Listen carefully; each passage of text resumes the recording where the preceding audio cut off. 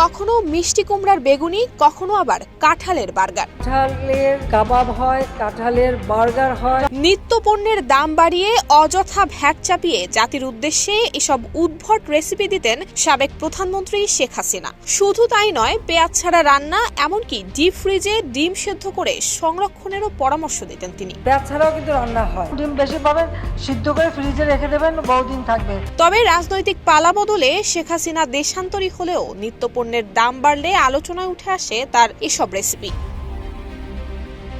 বিগত 15 বছরের শাসনামলে অনিয়ম দুর্নীতির বাইরে হাস্যরসপূর্ণ বক্তব্যে দেশবাসীকে মাতিয়ে রেখেছিলেন সাবেক এই প্রধানমন্ত্রী। তিনি কোথাও বক্তব্য দিলে তা ঝড়ের গতিতে ছড়িয়ে পড়ত সামাজিক যোগাযোগ মাধ্যমে, মুহূর্তেই হতো ভাইরাল। আশ্রয়ণ প্রকল্পে ঘর বিতরণ নিয়ে এক বক্তব্যে সাবেক প্রধানমন্ত্রী শেখ হাসিনা বলেছিলেন, তিনি ঘরের দায়িত্ব স্বামীকে না দিয়ে স্ত্রীর হাতে দিয়েছেন, যাতে নতুন ঘর পেয়ে কেউ নতুন বউ ঘরে আনতে না পারে। তার এই বক্তব্য ব্যাপক ভাইরাল হয়েছিল সোশ্যাল মিডিয়ায়। রমজান মাসে বেগুনের দাম বাড়লে তিনি বলেছিলেন, বেগুনের পরিবর্তে মিষ্টি কুমড়া দিয়েও বেগুনি খাওয়া যায়। মিষ্টি কুমড়া দিয়েও খুব ভালো বেগুনি বানানো যায়।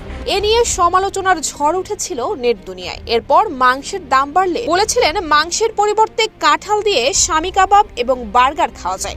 এই কাঁঠালের কাবাব হয়, কাঁঠালের বার্গার হয়। এমনকি তিনি নিজেও মাংসের পরিবর্তে কাঁঠাল খেয়ে থাকেন। এই বক্তব্য নিয়ে ঠিক কতটা সমালোচনা হয়েছিল তা বলার অপেক্ষা রাখে না।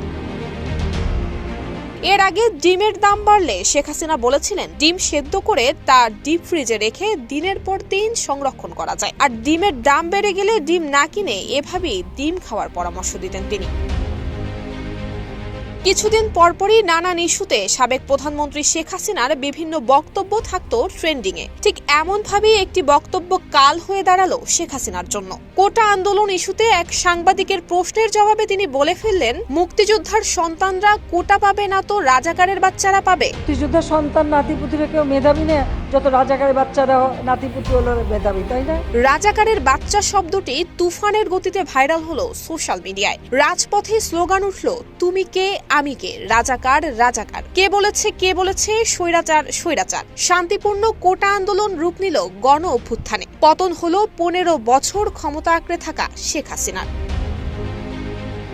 নুসরাত জাহান মেহেক, ঢাকা পোস্ট।